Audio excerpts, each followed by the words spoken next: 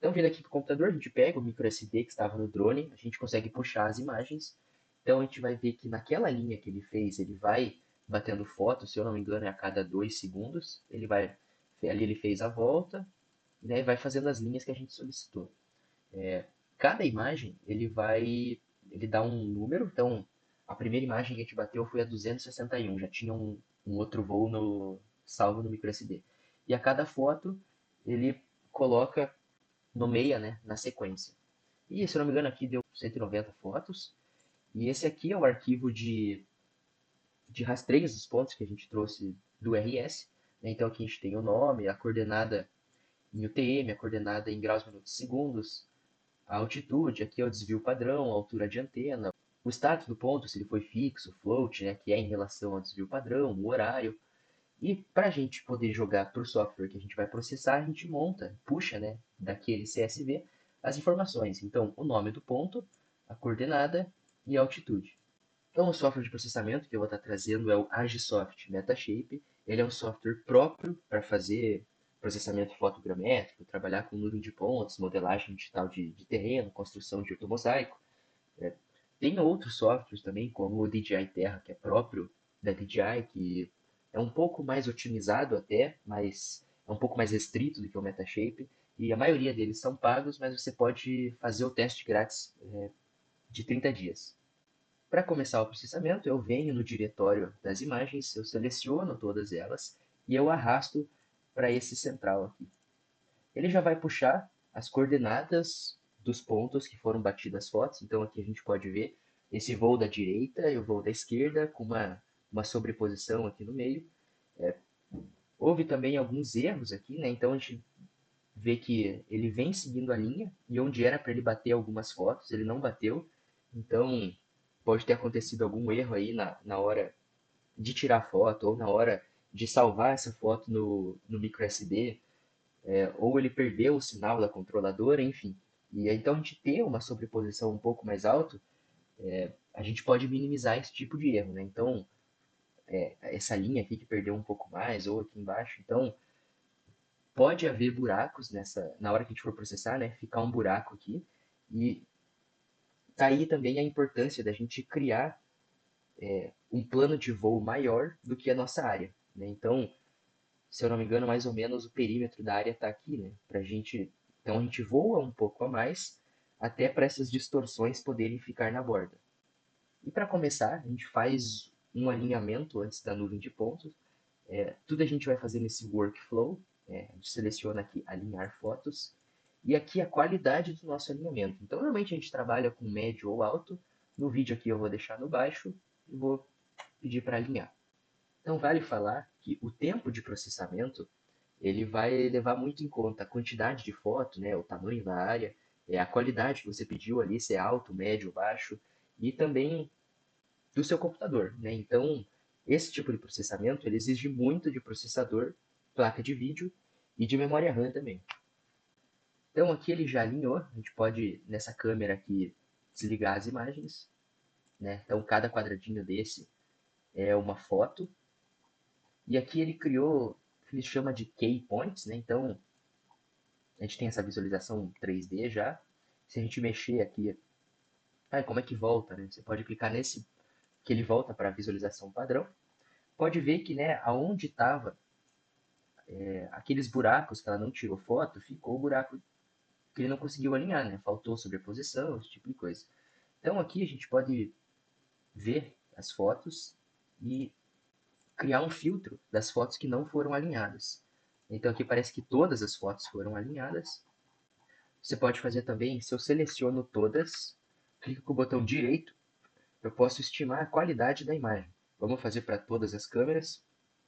Então esse processo ele vai estimar a qualidade da imagem num padrão de 0 a 100, né? Então a gente pode ver aqui que essa aqui seria a pior foto, que ficou com 67, que não é um valor tão baixo, e a melhor foto é essa aqui, né? Então ele vai buscar aí parâmetros de luminosidade, esse tipo de coisa para estimar essa qualidade. E se tiver alguma muito baixa, né, 0,30, 0,40, a gente pode remover essa câmera do processamento, porque às vezes ela pode atrapalhar, enfim. E se aqui tivesse alguma imagem que não tivesse sido alinhada, a gente pode vir selecionar e pedir para alinhar somente as câmeras selecionadas, né? Que daí ele vai refazer esse alinhamento, focando mais nessas câmeras que normalmente pode resolver algum buraco que eventualmente tenha ficado. Então, após alinhar, a gente pode vir em construir nuvem de pontos, vamos mudar aqui para o low, e esse deep filtering, ele filtra, né? Então, se a gente tiver uma diferença muito agressiva de distância entre pontos, tal, ele vai dar uma filtrada nisso, o que já tira um pouco do trabalho nosso lá na frente, que depois a gente faz como se fosse um toalete, né? Tira os pontos que estouraram, então aqui ele já meio que faz isso. Normalmente fazer a nuvem de pontos é a parte do processamento, uma das que mais demora, né? Então aqui está dando 12 minutos, porque é uma área relativamente pequena, a gente colocou numa qualidade baixa, não tem tanta foto assim, mas dependendo, pode isso aqui subir para 1, 2, 3, 5, 8 horas. Então, o processamento finalizado. Agora a gente pode visualizar essa nuvem de pontos.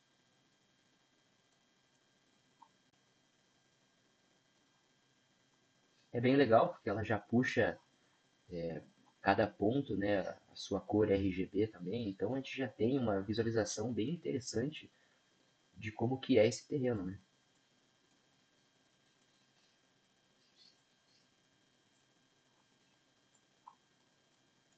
Que a gente pode ver como que ele modela as casas, né? Isso porque está na qualidade baixa, né? À medida que a gente vai aumentando, coloca na média, na alta, ele aumenta essa quantidade de pontos por metro quadrado. E assim, dando uma maior realidade, né? Só que isso a gente fez até agora com as coordenadas e tudo do drone, né? Mas lembrando que a gente usou um Phantom 4, ele não tem nenhum método de correção, então se a gente tivesse utilizado um outro Phantom que tenha um RTK ou um Mavic que tenha RTK, um Matriz, enfim, ele já teria uma qualidade muito boa, né? Mas como a gente usou o método dos alvos e rastreou eles, a gente pode amarrar as coordenadas que estão nesse alvo na nossa nuvem de pontos, né? Então a gente consegue melhorar muito a precisão, né? Como é que a gente vai fazer isso? Então aqui em Reference, a gente pode vir em abrir arquivo, a gente abre aquele documento de texto que a gente separou as coordenadas, né? Então aqui é identificação, longitude, latitude e altitude. Se tiver ao contrário, né, latitude invertida aqui com longitude, você pode mudar a leitura das linhas, né? Então, você alterando aqui, né, a coluna 1 é nome, a 2 é longitude. Se tiver ao contrário, você só inverte aqui.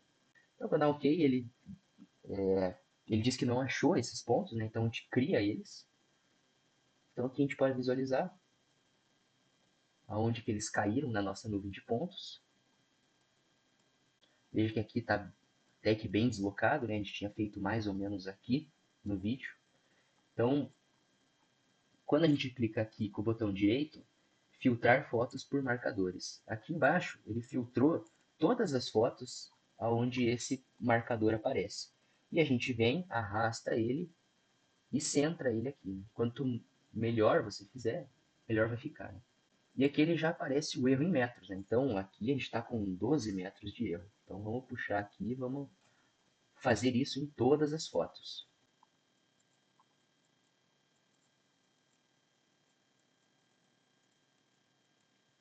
Então aqui fiz com todas as fotos que aparecem no marcador 1, veja que está dando quase 40 metros. É um erro bem significativo, né, porque a gente não utilizou nenhum método de correção no drone, principalmente pelo erro em Z, né, pelo erro em altitude. Mas depois a gente vai pedir para ele refazer essa nuvem de pontos, a gente vai ver que esse erro, né, quando ele linka para fazer esse processamento, esse erro a gente consegue minimizar ele. E a gente faz isso com o 1, para o 2, para o 3 e para todos os pontos que tiver. Então todas as marcações foram finalizadas. Veja que ele está com um erro de 43 metros. Né? E como é que a gente pode minimizar isso? Então a gente pode. A primeira coisa é otimizar câmeras. Né? Então a gente pede para ele otimizar, que esse erro já diminui. Né? Então aqui, metro decímetro centímetro. Então aqui ele já foi para 11 centímetros. Né? Então a partir dessas marcações de alvo, ele já melhorou né, de 43 metros para 11 centímetros. Então, só que aqui em Reference, note que a nossa nuvem de pontos sumiu, porque quando a gente otimiza essas câmeras, ele reseta a nossa nuvem de ponto e a gente precisa processar ela de novo. Então a gente poderia vir aqui, pedir para fazer a nuvem de ponto, mas vamos fazer por esse batch process. E o que, que é isso? Então aqui a gente consegue, em vez de fazer um por um, a gente já automatiza. Né? Então vamos adicionar um aqui, vamos pedir para construir essa nuvem de pontos com uma qualidade média, o Deep Filtering médio, ok. Depois disso, vamos pedir para ele construir o modelo digital de elevação. Então, a partir da nuvem de pontos, ele vai construir esse modelo digital. E depois do modelo digital, vamos pedir o ortomosaico. Então, se a gente já der um OK aqui, ele vai fazer todos esses processos sem ter a necessidade da gente ficar solicitando individualmente. Todos os processos finalizados, então aqui ele já abriu, essa é a nova nuvem de pontos, o modelo digital de elevação e o ortomosaico. Tá? Então, a nuvem de pontos, ela está aqui com 33.351.432 pontos. Veja que agora ela está alinhada, né? Esse ponto 4 aqui, ele estava mais para fora, né? Agora ele usou aqueles alvos que a gente determinou, né, para utilizar no processamento. Ele já fez esse batch process, o modelo digital de elevação, então nas áreas mais baixas a gente tem a cor azul, nas áreas onde tem maior altitude na cor vermelha. E esse aqui, ele é um modelo digital de superfície, né? Porque a gente está vendo aqui que tem casas, árvores. Para a gente gerar um modelo digital do terreno, a gente teria que filtrar, né? A partir da nuvem de pontos, a gente consegue vir aqui e tirar tudo que está acima do terreno, né? Então a gente teria que cortar essas árvores para gerar o modelo digital do terreno. Mas aqui, como a gente fez as imagens via drone, não foi um equipamento como o LiDAR, por exemplo, se a gente recortar essas árvores aqui, construções, enfim, vai ficar buraco. Né? Então, aí o software ele ou vai deixar o buraco ou ele vai preencher com uma superfície reta. Então, o processamento fotogramétrico para fazer modelagem digital de terreno só se for para campo aberto assim, né? Se tiver muita árvore, construção, é legal você utilizar o LiDAR. E aqui o ortomosaico, né? Então, ele ficou aqui com 3,2 centímetros, então cada pixel aqui representa 3 centímetros. Né? Se a gente for lá no terreno e medir, representa 3 centímetros. E aqui a gente tem algumas ferramentas, né? Então, como a de medida, então a gente pode colocar pontos, né? Vamos medir esse telhado tem 10,9 e a gente tem uma precisão bem legal aqui, né? Um outro recurso interessante é a gente poder gerar um relatório desse processamento. Então, então, um outro recurso interessante é a gente poder criar um relatório de processamento, e esse relatório a gente vai vir Export, Generate Report, que ele salvar num diretório, e ele já abre aqui automaticamente em formato de PDF. Então aqui a gente tem os dados de levantamento, então aqui a parte de sobreposição, né? Onde eu tenho a maior sobreposição aqui em azul escuro, uma menor, então veja que as bordas e aonde teve essas falhas de imagem, eu tenho uma menor sobreposição, consequentemente eu vou ter distorção, eu vou ter buraco, enfim. Então é bom a gente sempre criar um voo um pouco maior aqui para fora, né? Para o nosso meio, que é aqui onde tem bastante sobreposição, seja a nossa área de alvo, né? Aqui a parte de calibração de câmera, aqui o erro de posicionamento das câmeras, como aqui é do drone, né? Então aquele erro total de 10 metros. Aqui os pontos de controle, a gente consegue ver aqui embaixo o quanto cada ponto a gente tem o erro, né? No ponto 1 a gente teve 0,19 centímetros, no 2 1,8 centímetros, então o erro no total, a ortoimagem está com 1,1 centímetros, né? Eu tinha falado 11 centímetros aqui, né? Mas aqui no caso é metro, decímetro, centímetro. Então a gente tem 1,1 centímetros. Eu acabei na hora ali errando. E aqui o modelo digital, uma visualização básica aqui. E aqui a parte de parâmetros de processamento, né? Então, quantos minutos, o que, que a gente optou por fazer no alto, no médio, no baixo, enfim. E depois de todo esse processamento, a geração do relatório, beleza, esses são os produtos que eu vou trabalhar. A gente pode exportar isso aí para a gente poder trabalhar no QGIS, no AutoCAD, enfim, né? No QGIS ou no AutoCAD. A gente pode vir aqui em File, exportar. Aqui a gente pode exportar o ortomosaico, o modelo digital, câmeras, marcadores. Se a gente vir aqui individual, né, na nuvem de pontos, a gente pode exportar a nuvem de pontos. exportar o modelo por aqui também. Uma outra ferramenta é, caso a imagem tenha ficado um pouco escura ou o contraste não está muito legal, a gente pode editar isso vindo em Tools, Set Brightness, e aqui ele já estima automaticamente, eu vou colocar no Estimate, ele já mudou o contraste para 140 e o brilho ele deixou no 100. Ó, então, ele deu uma realçada bem legal aqui nas árvores. Né? Eu não gostei, eu posso vir aqui e alterar na mão, né? Por exemplo. São algumas pequenas edições que ele permite fazer, né? Que fica muito saturado. Então vamos deixar aqui no 140, que foi o que ele indicou como o melhor. E aqui é só a gente exportar para onde quer que a gente for trabalhar. E um outro programinha bem legal que eu gosto de usar para ver nuvem de pontos e modelo digital de elevação é o Quick Terrain. A gente pode puxar o DEM que a gente exportou para cá. E no Metashape a gente não consegue ter uma visualização 3D, mas esse aqui a gente pode visualizar de maneira 3D, um modelo digital, assim como a gente faz com a nuvem de pontos, né? E aqui é aquilo que eu falei, né? Então, aqui a gente tem um modelo digital de superfície, que nesse caso aqui, ó, no meio, é o modelo digital de terreno.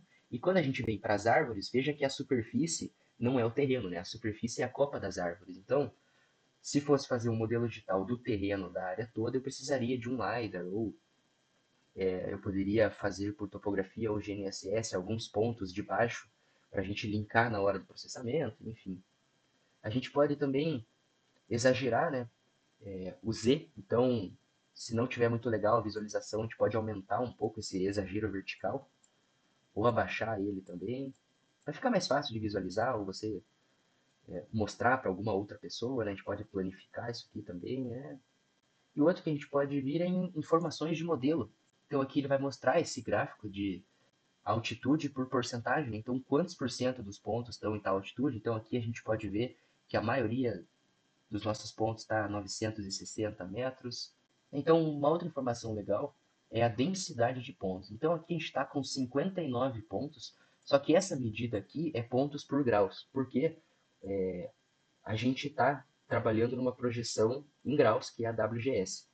A gente pode vir no Metashape, por exemplo, e em Reference, aqui na calculadora, a gente pode mudar isso aqui para o Sirgas 2000. No momento que a gente salva isso em Sirgas 2000, aqui ele vai passar a apresentar pontos por metro, porque o Sirgas 2000 é uma projeção que trabalha em metros. Então, também você tem que pensar, né? Se você vai trabalhar, por exemplo, para topografia, para ver questão de distâncias, é legal a gente trabalhar em metros. Para o pessoal que trabalha com máquinas agrícolas, normalmente trabalha com em WGS 84. Então, dependendo do seu objetivo, você pode alterar e especificar essa parte de processamento para o que você for utilizar. Bom, pessoal, muito obrigado. Queria passar no vídeo hoje era isso. Eu gosto bastante dessa parte da gente pegar fotos que são 2D e a gente poder transformar isso em modelos digitais, né, que a gente pode visualizar. Então, é uma ferramenta bem útil, aí principalmente dentro da agronomia, né? Então a gente pode trabalhar com esse modelo, né? A gente pode recortar a área que é agricultável, fazer a parte de curvas de nível, planejar a parte de terraceamento, automatizar linhas de plantio. Então, a partir desse resultado que a gente obteve, a gente pode fazer diversas outras coisas em cima disso, né? Então, esse aqui serve como uma base para a gente poder trabalhar em outros projetos.